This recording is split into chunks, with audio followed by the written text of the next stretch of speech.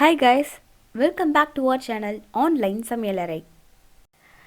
இப்போ நம்ம சேனலில் ரொம்ப சிம்பிளான டேஸ்டான பருப்பு பொடி எப்படி செய்கிறதுன்னு பார்க்கலாம். வீடியோக்குள்ளே போகிறதுக்கு முன்னாடி இன்னும் இந்த சேனலை சப்ஸ்கிரைப் பண்ணாதவங்க உடனே சப்ஸ்கிரைப் பண்ணி பெல் ஐகானை கிளிக் பண்ணி ஆன் செலக்ட் பண்ணிக்கோங்க. அடுப்பை பற்ற வச்சு இந்த மாதிரி ஒரு பாத்திரம் வச்சுக்கோங்க. இப்போ ஒரு கப் அளவுக்கு உளுத்தம்பருப்பு சேர்க்குறேன். அடுப்பை மீடியம் ஃப்ளேமில் வச்சுட்டு பருப்பு கோல்டன் ப்ரௌன் கலர் ஆகிற வரைக்கும் நல்லா வறுத்துக்கோங்க. ரொம்ப வறுக்க வேண்டாம். கலர் வந்துட்டு லைட்டாக சேஞ்ச் ஆனதும் எடுத்துக்கோங்க.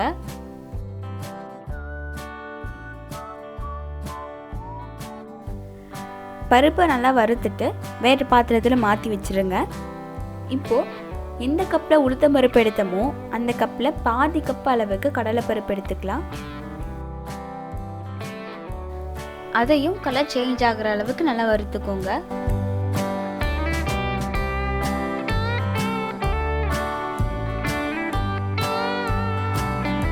கடலைப்பருப்பு நல்லா வறுபட்டதும் அதை எடுத்து உளுத்தம் பருப்பில் சேர்த்துக்கோங்க.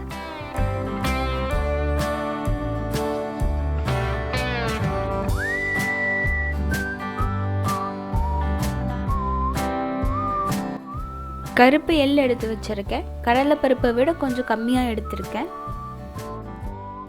அதையும் நல்லா வறுத்துட்டு அதில் சேர்த்துக்கோங்க.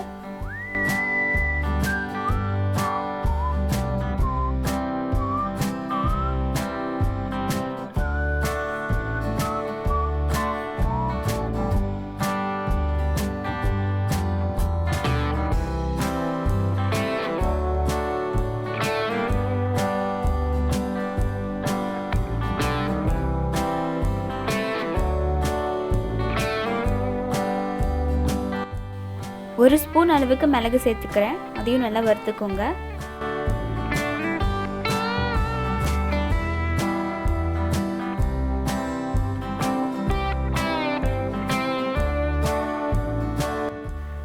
ஒரு ஸ்பூன் சீரகம் சேர்த்துக்கிறேன்.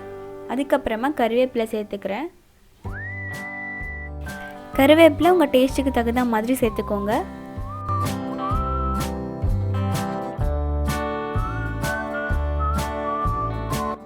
இது எல்லாத்தையும் வறுத்துட்டு அதே பாத்திரத்தில் மாற்றிக்கோங்க.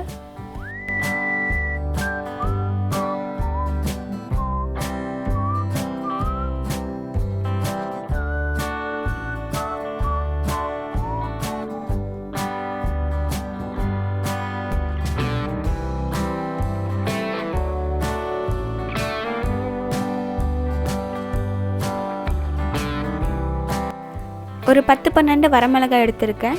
அதை போட்டு நல்லா வறுத்துக்கலாம்.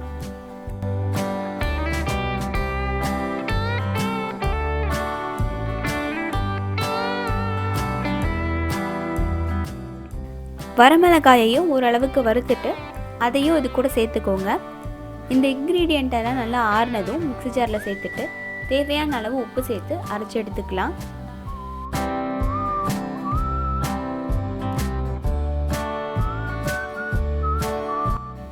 நம்ம வறுத்த இந்த இன்க்ரீடியண்ட் எல்லாம் ஆயில் போட்டு கூட வறுக்கலாம். அப்படி ஆயில் போட்டு வறுத்தோம் அப்படின்னா ரொம்ப நாள் ஸ்டோர் பண்ணி வச்சு சாப்பிட முடியாது. ஒரு மாதிரி ஸ்மெல் வரும். ஸோ ஆயில் போடாமல் தான் நான் வறுத்துருக்கேன். பருப்பு பொடியை அரைக்கும் போது ரொம்ப நைஸாக அரைச்சிடாதீங்க. கொஞ்சம் குறைன்னு அரைச்சிக்கோங்க. அப்போ தான் சாப்பிடும்போது நல்லாயிருக்கும்.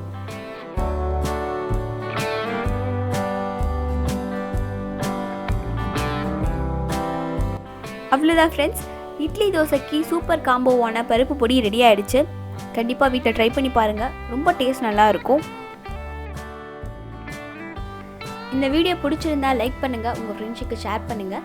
இந்த சேனலை சப்ஸ்கிரைப் பண்ணி பெல் ஐகானை கிளிக் பண்ணி ஆல் செலக்ட் பண்ணிக்கோங்க. அப்போ தான் நான் அப்லோட் பண்ணுற ஒவ்வொரு புது வீடியோவும் நோட்டிஃபிகேஷன் உங்கள் மொபைலுக்கு வந்து சேரும்.